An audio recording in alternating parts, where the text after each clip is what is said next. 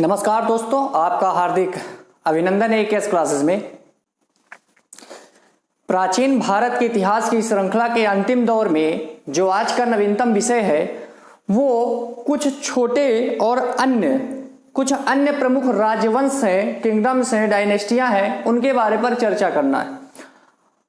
इन वंशों के मुख्य तौर पर संस्थापक अर्थात फाउंडर, इनकी राजधानियां और एक दो प्रमुख शासकों पर चर्चा करनी है।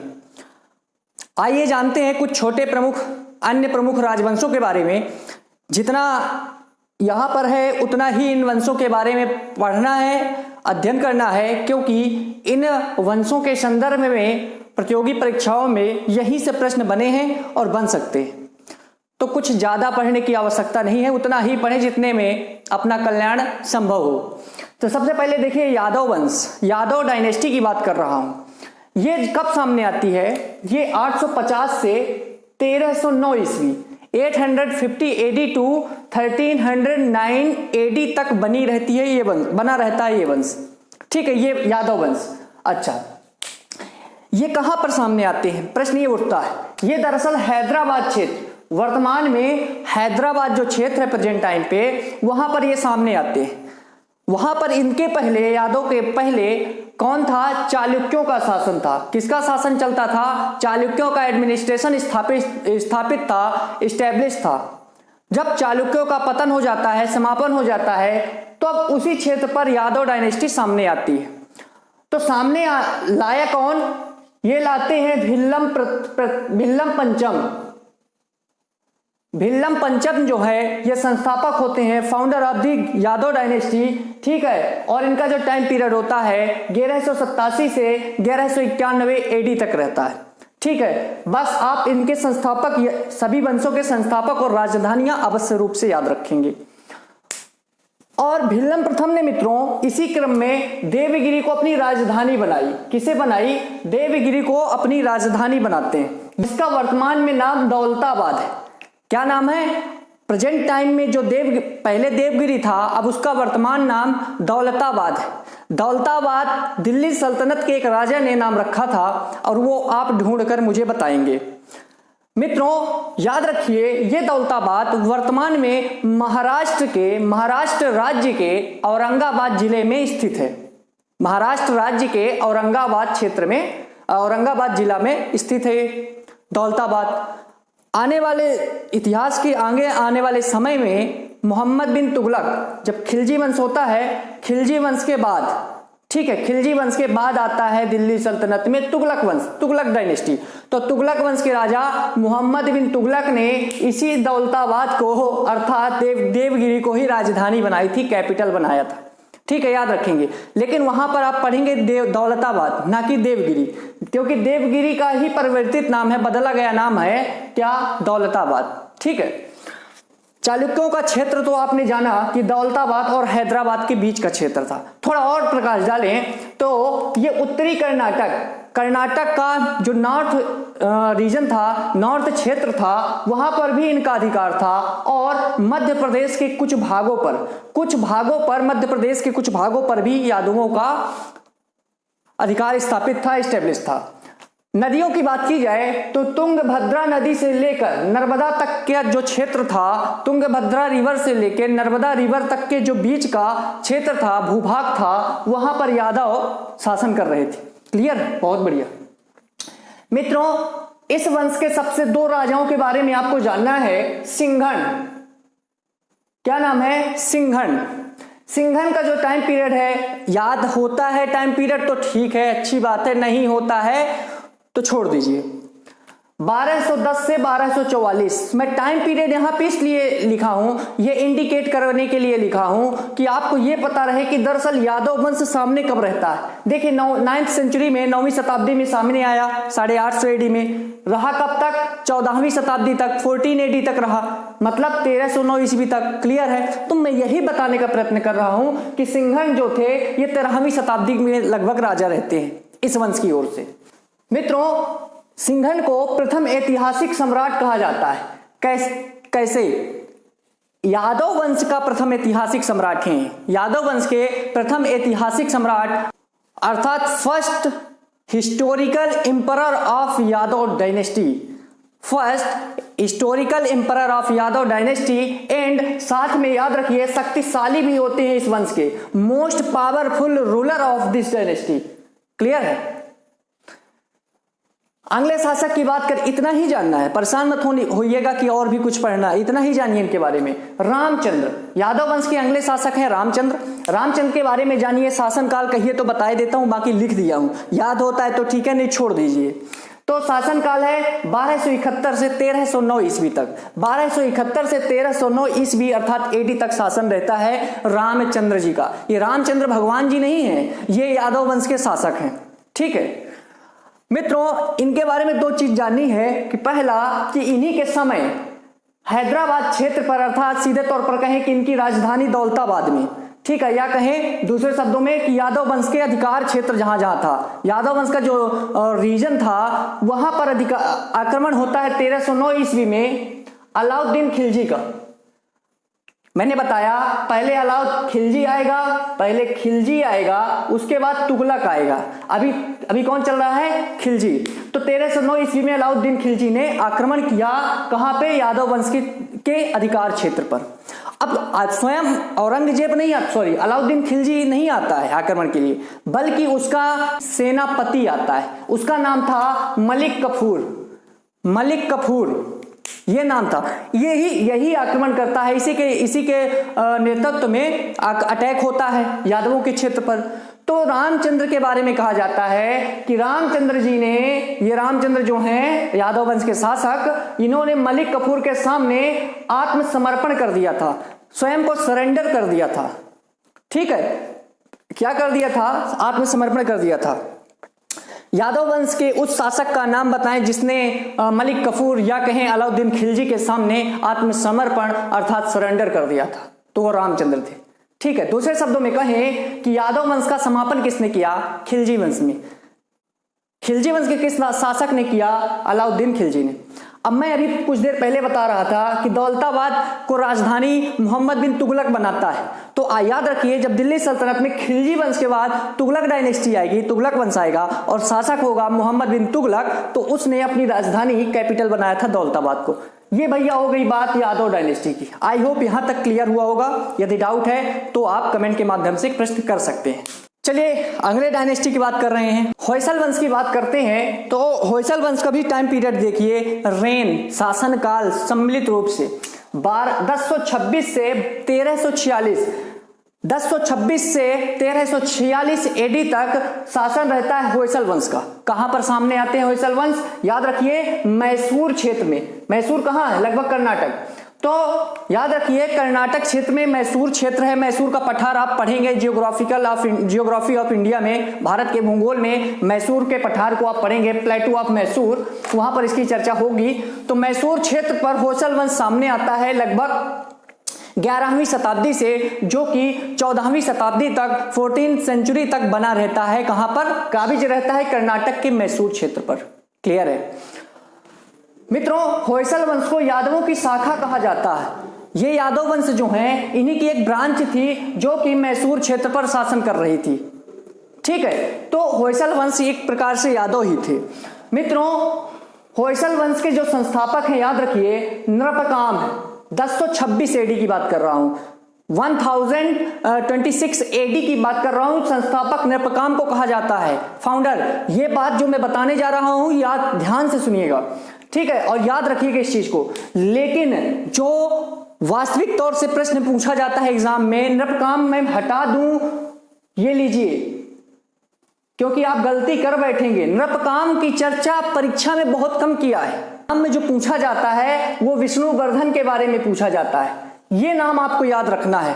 ठीक है, नृपकाम ठीक है, यदि प्रश्न में कभी दुर्भाग्य रहा तो आ जाए, बाकी हमेशा विष्णुवर्धन के बारे में पूछा जाता है। तो इन्हें इस वंश का संस्थापक या कहें वास्तविक संस्थापक या कहें real founder of the Hoysala dynasty, ठीक है, वो कौन है? विष्णुवर्धन। टाइम पीरियड कब है? 1108 से 1152, 1108 टू 1152 एडी तक काबिज रहते हैं। कौन? विष्णुवर्धन। किस वंश की ओर से? होयसल वंश की ओर से। इन्होंने वास्तविक संस्थापक कहा जाता है क्योंकि इन्हीं के समय पर ही होयसल वंश सर्वाधिक प्रसिद्ध हुआ, फेमस हुआ। और इन्होंने राजधानी पहले बनाई बेलूर। क्या बनाई? बेलूर। लेकिन ये याद रखने वाली बात है कि नृपकाम ने बेलूर को बनाई थी राजधानी, जो मैं अभी पूर्व में बताया हूं। ये नाम नृपकाम ने जब इसकी स्थापना की 1026 में तो बेलूर को राजधानी बनाते, कैपिटल बनाते हैं, जो कि कर्नाटक में था। ठीक है, लेकिन जो वास्तविक संस्थापक होते हैं, real founder of Hoysala dynasty होते हैं, और एग्जाम में जो पूछा जाता है ये ना पूछकर इसे पूछा जाता है। तो विष्णुवर्धन ने ही हालेविट को राजधानी बनाई थी। अगले वंश की बात करने जा रहा हूं। इतना ही पढ़ना है मित्रों, आग्रह है, निवेदन है फिर से कि इतना ही पढ़िए, उससे अधिक मत पढ़िए। ठीक है, काकतीय वंश, काकतीय डायनेस्टी, काकतीय वंश। मित्रों ये जो है सामने आते हैं चालुक्यों के बाद। कल्याणी के चालुक्य, मैंने 3 जगह के चालुक्य बताए थे, कल्याणी के चालुक्य, पूर्व में ईस्ट में वेंगी के चालुक्य, और एक जगह के बताए थे वातापी या बादामी के चालुक्य, वातापी या बादामी के चालुक्य। तो ये कल्याणी के चालुक्य हैं। कल्याणी के चालुक्यों की राजधानी क्या थी? प्लीज कमेंट के माध्यम से आप मुझे बताएं।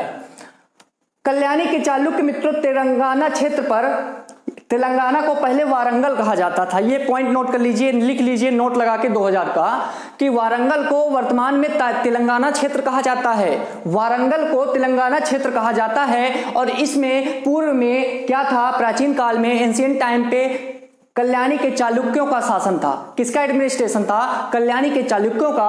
और जब इस क्षेत्र से कल्याणी के चालुक्यों का पतन हो जाता है, समापन हो जाता है, तब इस क्षेत्र पर, इस रीजन पर, इस एरिया पर काकतीय डायनेस्टी उभर कर सामने आती है, काकतीय वंश सामने आता है। फाउंडर की बात कर रहा हूं, संस्थापक founder of the Kakatiya dynasty, उनका नाम है रुद्र प्रथम। रुद्र प्रथम कहीं कहीं मिलेगा, कहीं कहीं आपको बीट प्रथम मिलेगा, और इसमें सबसे ज्यादा जो नाम मिलेगा वो बीट प्रथम को मिलेगा। कंफ्यूज मत होइएगा, अलग अलग पुस्तकों में एनसीईआरटी की बुक्स में अलग दे रखा है, और आप कोई भी बुक, मैं प्रॉपर नाम नहीं लेना चाहूंगा यहाँ पर ये इस प्लेटफॉर्म पर, लेकिन मैं इतना बताने का प्रयास कर रहा हूँ कि लगभग ये एक ही नाम है। मैं अगर प्राग्ञ ज्योतिषपुर कहूँ या कहूँ असम कहूँ, ये एक ही नाम है। मैं इलाहाबाद कहूं या प्रयागराज कहूं, एक ही नाम है। मकान कुब्ज कहूं या कन्नौज कहूं, एक ही नाम है। मैं पुरुषपुर कहूं या पेशावर कहूं, एक ही नाम है। तो नाम पर मत जाइए। तो रुद्र प्रथम को या कहीं बीट प्रथम, मैं बीट प्रथम को सर्वाधिक मान्यता देता हूं क्योंकि इस नाम से प्रश्न बन चुका है। तो बीट प्रथम जो है founder of the Kakatiya dynasty हैं। याद रखिए, कैपिटल बनाई थी अमकोंड को, अमकोंड को। अमकोंड को वारंगल भी कहा जाता है। क्या कहा जाता है? वारंगल। कैसे? वारंगल क्षेत्र पर ही अमकोंड स्थित था। ठीक है, अब दरअसल इनकी राजधानी वारंगल में थी, जो कि वर्तमान में तेलंगाना क्षेत्र कहलाता है, और इसी क्षेत्र पर अमकोंड था। तो कभी कभी क्या होता है, किसी पुस्तक में अमकोंड ना देकर केवल सीधे तौर पर बोल देता है वारंगल ही राजधानी थी। ठीक है, मोटे तौर पर समझे मित्रों।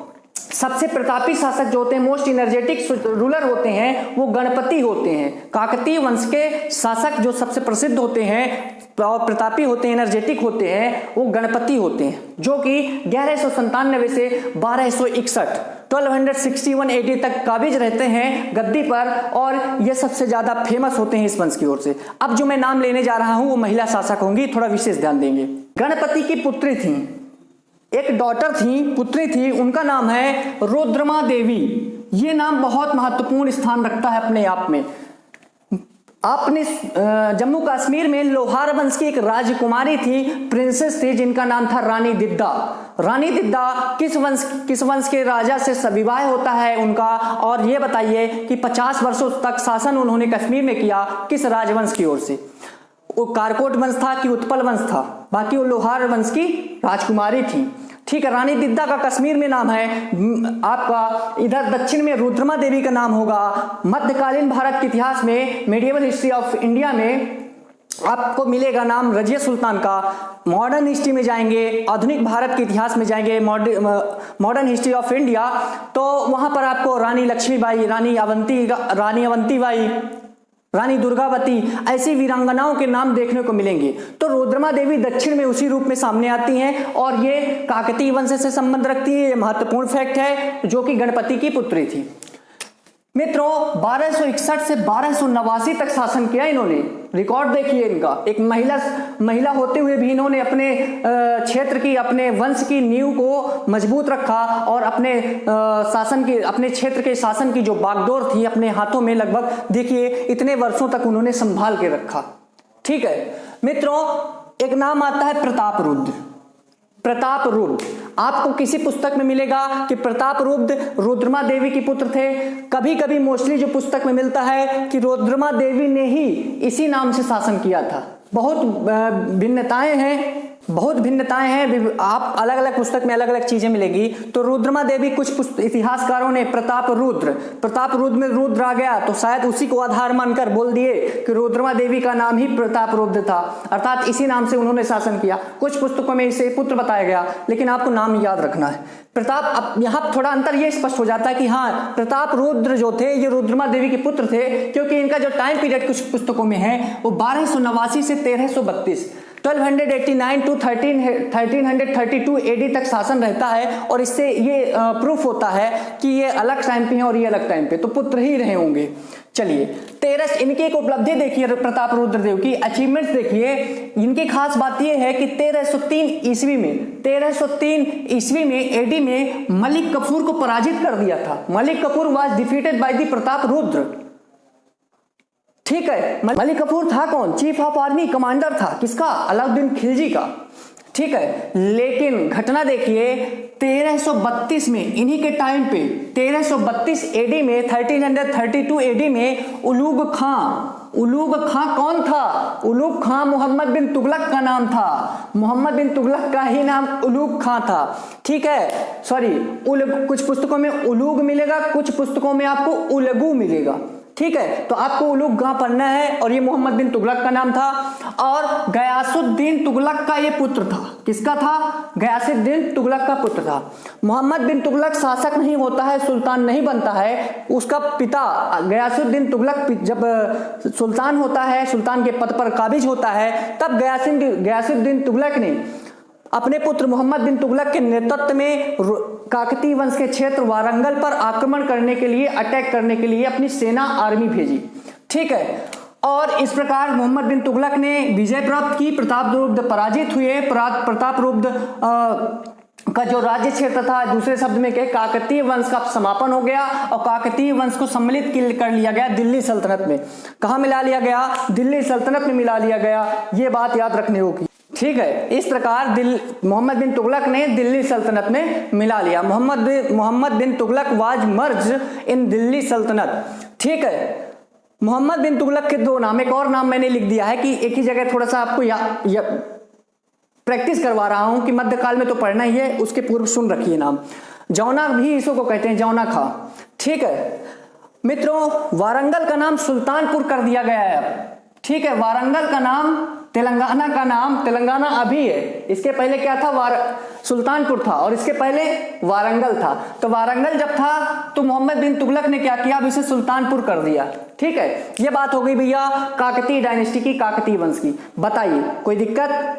इतना ही पढ़ना है, परेशान होने की जरूरत नहीं है। जिनको ब्रॉड रूप से पढ़ना था वो मौर्य डायनेस्टी थी, गुप्त साम्राज्य था, राजपूत काल था, और क्या था? वैदिक सभ्यता था। ठीक है, वैदिक सिविलाइजेशन थी। अब जो पढ़ेंगे वो सिंधु सिविलाइजेशन होगी, सबसे बड़ा टॉपिक होने वाला है वो। ठीक है, अब गंग वंश की बात करते हैं। गंग वंश, गंग डायनेस्टी भारत में दो क्षेत्रों पर शासन करती है। कैसे? एक तो पूर्वी गंग वंश होता है, ईस्टर्न गंग डायनेस्टी होती है, जो कि उड़ीसा में होती है, और दूसरी कहां होती है? कर्नाटक में होती है। पूर्वी गंग जो थे मित्रों, ये उड़ीसा पर थे, जबकि पश्चिमी जो गंग थे, वेस्टर्न गंग डायनेस्टी जो थी, वो आपके कर्नाटक क्षेत्र पर काबिज थी। ठीक है, पहले ये एक ही थे, बाद में इनमें मतभेद हो गया और ये अपने अलग राज्य क्षेत्र कर लिए। ठीक है, ये एक ही वंशज है। और याद रखिए कि पढ़ना अपने को ये है, क्योंकि एग्जाम में पूर्वी गंग यानी जो ईस्टर्न गंग डायनेस्टी थी उसके बारे में ज्यादा पूछा जाता है प्रश्न। ठीक है, और याद रखिए ये 205 से 1004 एडी तक सामने रहते हैं। जो कर्नाटक में पश्चिमी गंग वंश था, वेस्टर्न गंग डायनेस्टी थी, वो 205 टू 1004 एडी तक काबिज रहती है, जबकि ये कब आती है सामने, 1028 से 1434 ईस्वी तक। ठीक है, पहले इस क्षेत्र में थे, फिर यहाँ पे मतभेद हुआ या कहीं पतन हुआ, उसके बाद इस क्षेत्र को छोड़कर वो उड़ीसा चले गए। इस क्षेत्र पर वो 205, कर्नाटक के क्षेत्र पर 205 से 1004 ईस्वी तक रहे, जबकि जो पूर्वी गंगवंश था, ईस्टर्न गंगवंश था, वो उड़ीसा में 1028 से लेकर 1434 एडी तक रहता है सामने। क्लियर है? तो अपने को ये नहीं पढ़ना है, अपने को ये वाला पढ़ना है। पश्चिमी जो गंग था मित्रों कर्नाटक में, इसकी राजधानी कोलार थी। याद रखिए, नाम सुने रखिए। कोलार कर्नाटक में यहीं के खदान से मित्रों स्वर्ण मिलता है, गोल्ड मिलता है। भारत के कर्नाटक क्षेत्र में स्थित है। बात करते हैं गंग डायनेस्टी की, जो पूर्वी गंगवंश कहलाता है, ईस्टर्न गंग डायनेस्टी कहलाती है, जो कि उड़ीसा पर काबिज थी। और इनका जो टाइम पीरियड था, इनका जो रेन था, इनका जो शासनकाल था, वो 1028 एडी टू 1434 एडी तक काबिज रहती हैं उड़ीसा में। उड़ीसा में यानी मुख्य क्षेत्र उड़ीसा में कलिंग था इनका। कलिंग उड़ीसा में ही है, उड़ीसा में था, उड़ीसा में है, और इसी क्षेत्र पर शासन था। चलिए, संस्थापक, founder of the Ganga dynasty, उनका नाम है वज्रहस्त पंचम। वज्रहस्त पंचम ने उड़ीसा में इसकी नींव डाली, जो कि पूर्वी गंग वंश के नाम से भी जाने जाते हैं।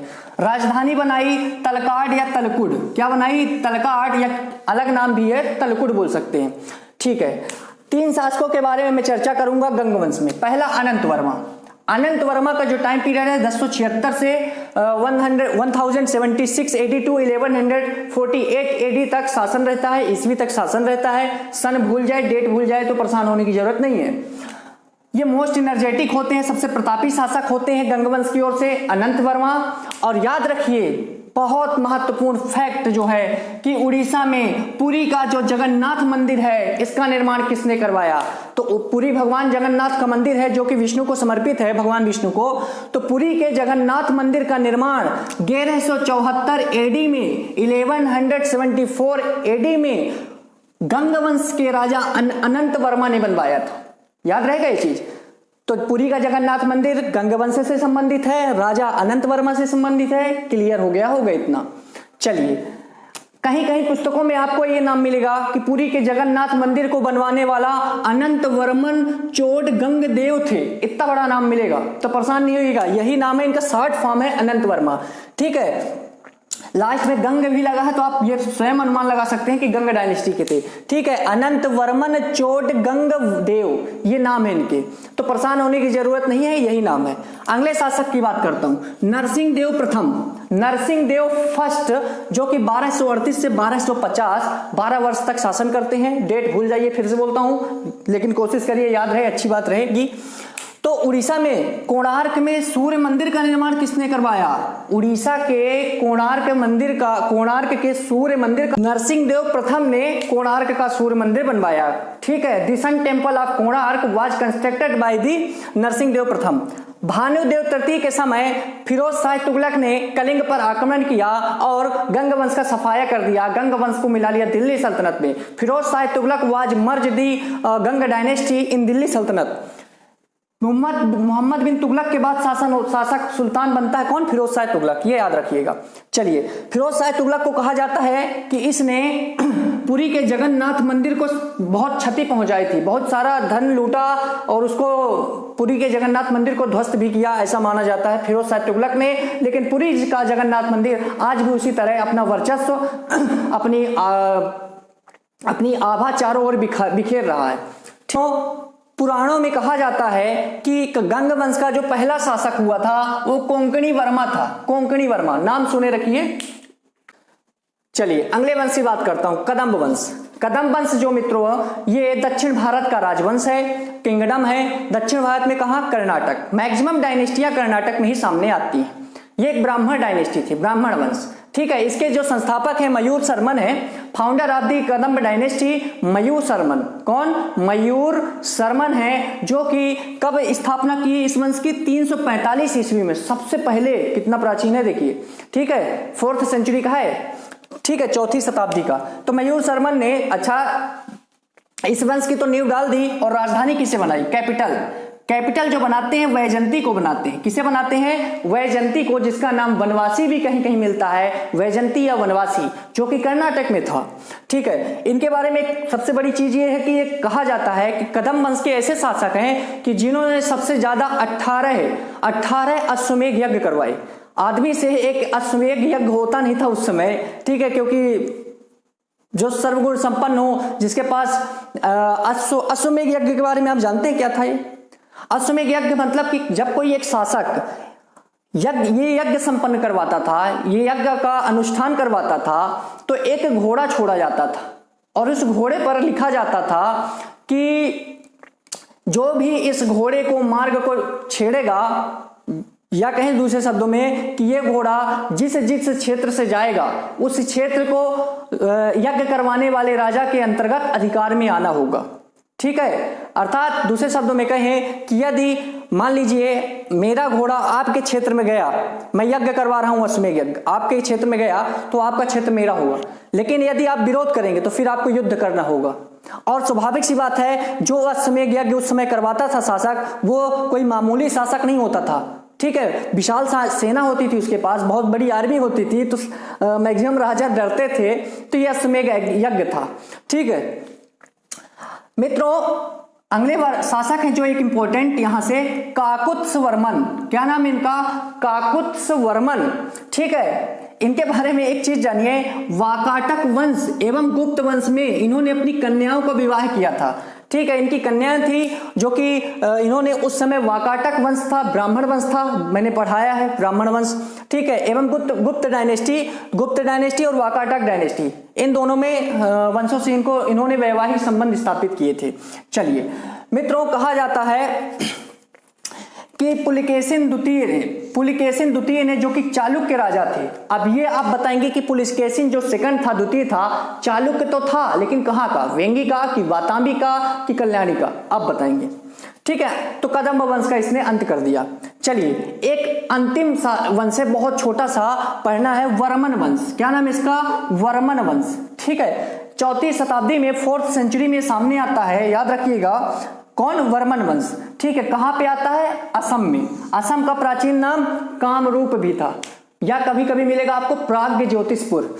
ठीक है, तो वर्मन वंश की स्थापना असम में होती है, कामरूप में, और इसकी राजधानी होती है प्राग्ञ ज्योतिषपुर। अब एक चीज नोट करिए, असम का प्राचीन नाम क्या था? Option A Kamrup, option B Pragjyotishpur, option C A and B दोनों, ऑप्शन डी कोई नहीं। तो याद रखिए दोनों नाम थे। ठीक है, आज वर्तमान में प्रेजेंट टाइम में प्राग्ञ ज्योतिषपुर कामरूप नहीं बोला जाता, सीधे तौर पर असम क्षेत्र बोला जाता है, असम क्षेत्र। ठीक है, वहीं पर ये उन्हीं का नाम है कामरूप। बल्कि कामाख्या देवी का मंदिर जो है, कामाख्या देवी का जो टेम्पल है, असम में कहां पर है आप बताएंगे, और किस नदी के तट पर है? ऑप्शन देता हूं, जमुना नदी, ब्रह्मपुत्र नदी, ए एंड बी बोथ, और चौथा ऑप्शन है इनमें से कोई नहीं। सोच और समझ कर ये जवाब दीजिएगा। पहले सोच लीजिए, समझ लीजिए मैंने बोला क्या है, और फिर उत्तर दीजिएगा। मैंने जमुना का नाम लिया है और ब्रह्मपुत्र का नाम लिया है। क्या इन दोनों नदियों के तट पर था कि इनमें से किसी एक के तट पर था, कोस्ट पर था? कौन सा मंदिर है भी अभी वर्तमान में है? कौन सा मंदिर? कामाख्या देवी का मंदिर, जो कि असम में। ठीक है, किस नदी की बात किया हूं याद रखिएगा। अच्छा, इसके फेमस जो शासक होते हैं मित्रों, पुष्यवर्मन होते हैं। कौन होते हैं? पुष्यवर्मन होते हैं। ठीक है, पुष्यवर्मन इस वंश के शासक होते हैं, फेमस होते हैं। वर्मन वंश का सफाया जब होता है, कहा जाता है कि वर्मन वंश के बाद वहां पर पाल वंश आ जाता है, पाल डायनेस्टी, और पाल वंश के समापन के बाद आता है बंगाल में सेन डायनेस्टी। ठीक है, अब याद रखिए, अब आपके मन में आएगा कि पाल वंश तो बंगाल में था, तो बंगाल से असम बहुत ज्यादा दूर थोड़ी ना है। ठीक है, और पाल वंश के बारे में आपने सुन रखा है कि जो धर्मपाल था, ऐसा शासक था कि उसकी साम्राज्यवादी नीति, जो इंपीरियलिज्म पॉलिसी थी, विस्तारवादी नीति थी, तो जब वो कन्नौज पहुंच सकता था तो क्या बंगाल पर, असम पर अटैक नहीं कर सकता था? तो इसी प्रकार पाल ने वर्मन वंश का सफाया कर दिया। तो ये रहा यादव वंश, अन्य प्रमुख राजवंश। अब मैं जो चर्चा करने